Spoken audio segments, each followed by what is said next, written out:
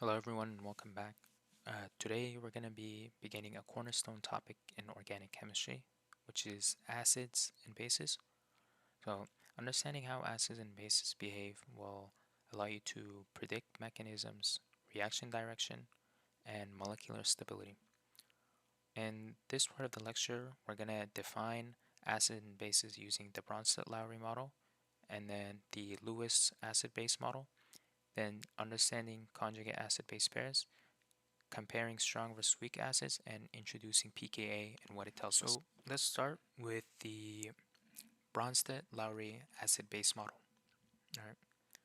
So in this model, a Bronsted-Lowry acid is going to be a proton donor.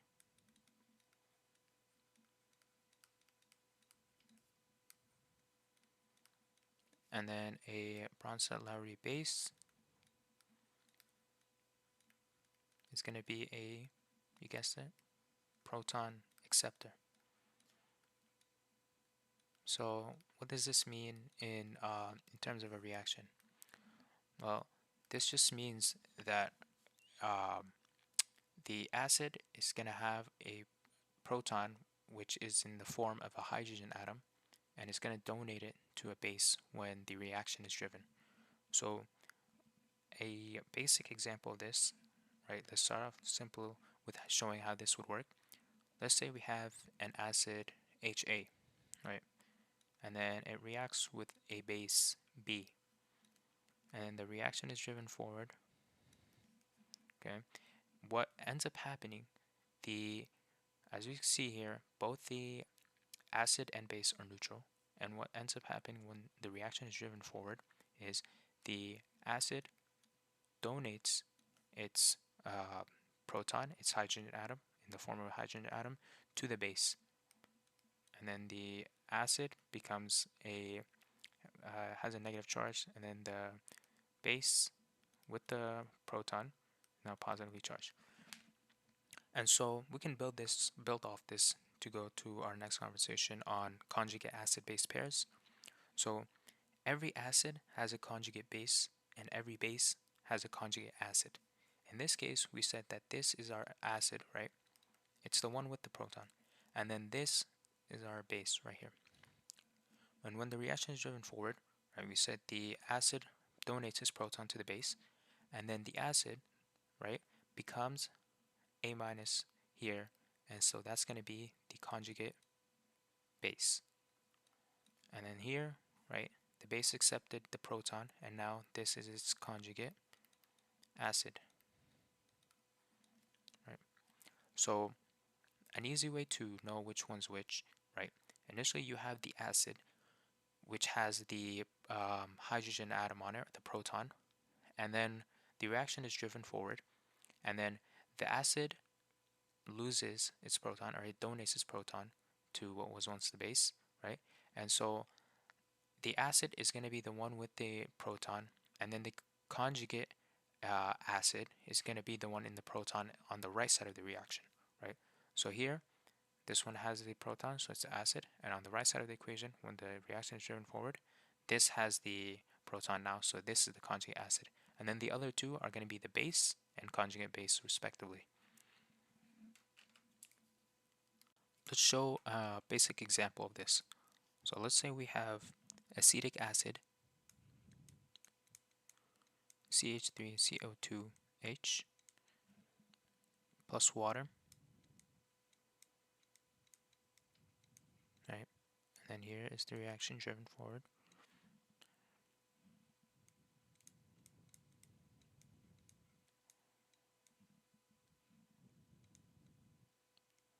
So in this reaction, identify the acid, the base, the conjugate acid, and conjugate base.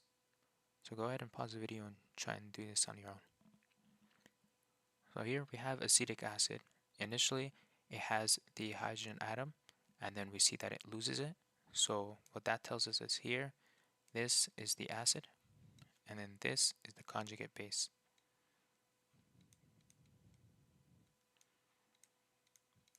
And here we have H2O, which is water. it does have two hydrogen atoms, but that does not necessarily make it the acid, right?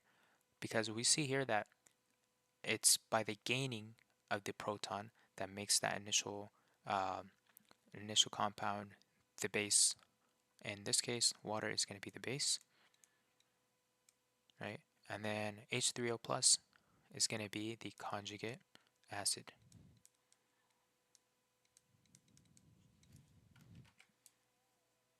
So this leads us to our next conversation, which is going to be about strong and weak acids.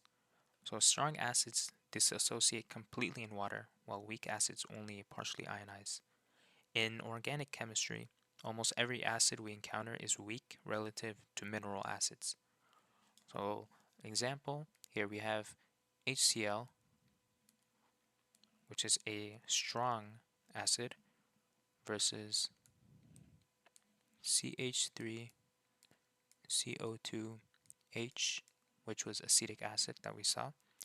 And so here HCl is a strong acid, while acetic acid is a relatively weak one. So because weak acids, they only partially donate protons, we need a quantitative way to compare them. Now this brings us to pKa. So pKa is a numerical scale that tells us how acidic a substance is, right? And so you've probably seen a pKa scale goes something like this, right? 0, with compounds below 7 being acidic and above 7 being basic, right? So there's a formula we use to calculate pKa, and that's pKa is equal to negative log of Ka. So a lower pKa, like we said, would constitute a stronger acid, right? And a higher pKa would constitute a weaker acid. And also this pKa scale that's seen here is not accurate to what you'll see in chemistry, because there can be compounds with negative pKa's, right? Like for example, HCl has a pKa of -7.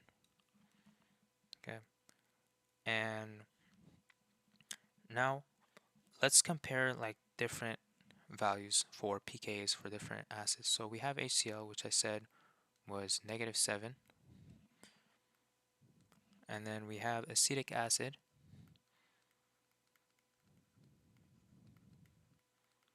Right, this one has a pKa of 4.8.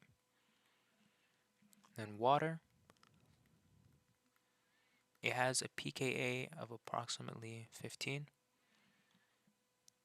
And then ammonia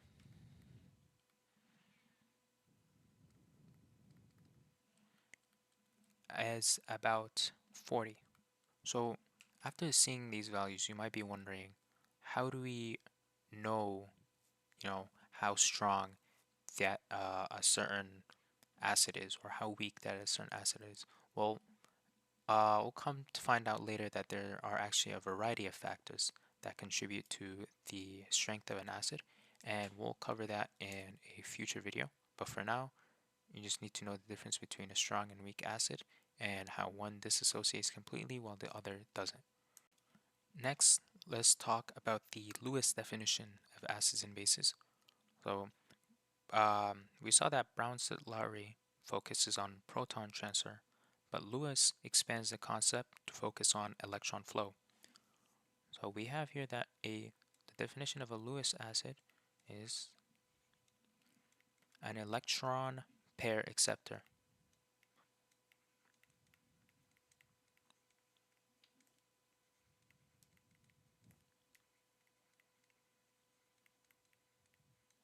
And a Lewis base, right, as you guess, it's going to be an electron pair donor.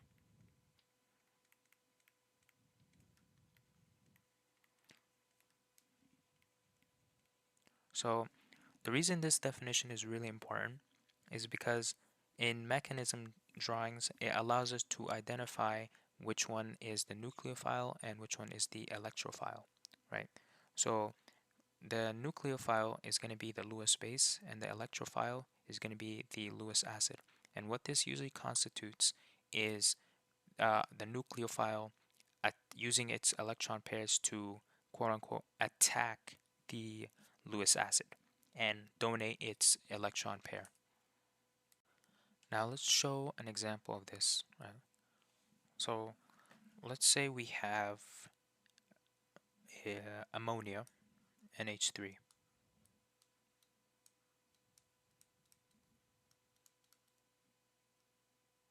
Ammonia has an electron pair right here, and let's say it reacts with Bf3,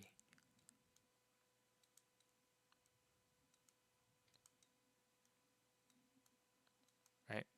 And so this is the Lewis structure for boron trifluoride, and here we have ammonia. And what ammonia does, it uses its electron pairs to attack the boron, right? And this is similar to the example problem in uh, the video about resonance, hybridization, and Lewis structures. Um, we had an example of a nitrogen a compound with a Lewis structure compound with nitrogen with an electron base pair attacking a one with a boron, right? And we saw the result of that, and it formed the complex. In this case, it's very similar.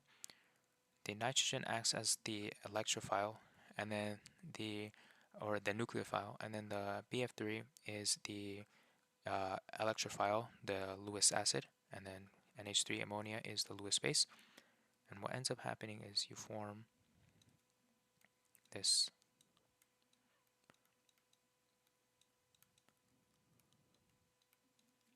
right? And then this also affects formal charges, and what ends up happening is boron is going to be negative and nitrogen is going to be positive, and you can go ahead and do the formal charge calculation if you'd like, but this is the result of this Lewis acid base reaction. And that's just going to be it for this video. Next one, we're going to be talking about what controls acidity, right? The different things like resonance, atom effects, hybridization, and how can that lets us predict the direction of a reaction. So yeah, thank you for watching and stay tuned.